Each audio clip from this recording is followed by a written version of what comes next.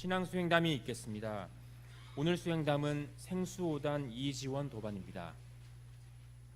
안녕하세요. 생수5단 이지원입니다. 반갑습니다. 제가 강남교당을 다닌 지 어느덧 10년이 훌쩍 넘었네요. 신앙수행담 발표 또한 이번이 두 번째인데 첫 번째 발표했을 때와 지금 이 순간의 떨림이 어쩜 이리 같은지 모르겠습니다. 10년이면 강산이 변한다고 하는데 그렇다면 교당을 10년 넘게 다닌 저는 어떻게 변했을까요? 그동안 저를 보아온 여기 계신 여러분들께 감히 여쭙고 싶어집니다. 저 이지원이 10년 동안 좋은 모습으로 성장한 것처럼 보이시는지요?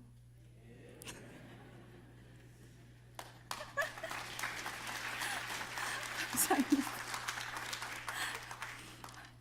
이런 환호를 기대한 건 아닌데 감사합니다. 사실 여러분들께 여쭐 일은 아니죠. 바로 제 자신 스스로에게 질문해야 할 것입니다. 그러기에 이 자리가 두렵고 부끄럽고 피하고 싶은 시간이지만 그동안 제가 교당을 다니면서 제게 일어난 변화된 모습과 확신의 경험을 말씀드리고자 용기를 내어봅니다. 8년 전 저와 남편은 사리 연구와 작업치사를 잘 하지 못하여 오랫동안 운영해왔던 의류 사업을 정리한 후 전혀 경험이 없었던 새로운 사업에 꽤 많은 돈을 투자해 뛰어들었고 그로 인해 고통과 시련을 겪게 되었습니다.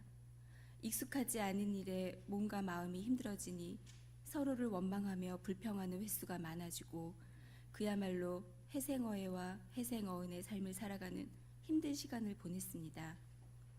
저와 가까운 도반님들 뿐만 아니라 이산 교감님께서도 힘들어하는 저희 부부를 늘 걱정해 주시고 다독여 주셨습니다.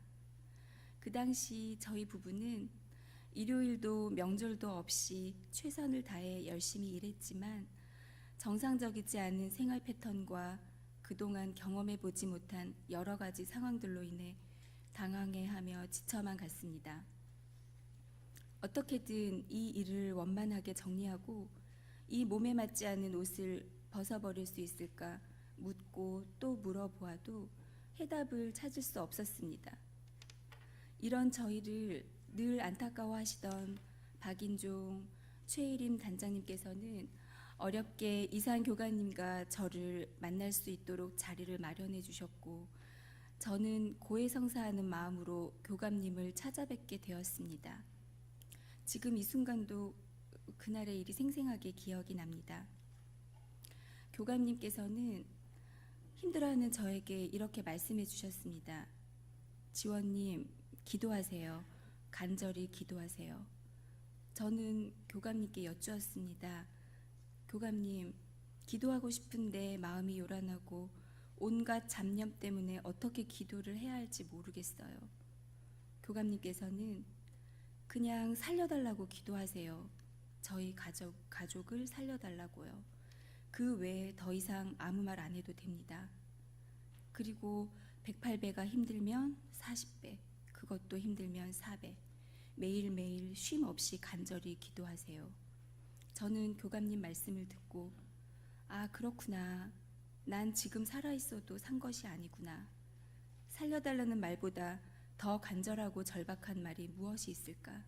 비로소 깨닫게 되었습니다. 기도할 수 있을 때 기도하고 구하라, 원하라, 힘쓰라. 그러면 되나니라. 기도하는 사람에게는 업장이 녹아나 원하는 바를 이루게 할 것이니라. 기도하지 않는 자에게 신은 오지 않는다고 했던가요? 그렇다면 신은 제 곁에 계셨나 봅니다. 어떻게 저희 기도가 이루어졌는지 사실 그 무엇으로도 증명할 길은 없습니다. 다만 전적으로 기도의 위력을 믿었다고 해야 할까요? 가끔 남편과 이야기합니다. 힘든 상황에 놓였을 때는 전생에 우리가 무슨 죄를 많이 지어 이렇게 고통을 받나 했던 것이 이제는 전생에 우리가 무슨 복을 많이 지어 고통에서 벗어날 수 있었나, 화장실 들어갈 때와 나올 때 사람 마음이 이토록 다르구나 하며 웃곤 합니다.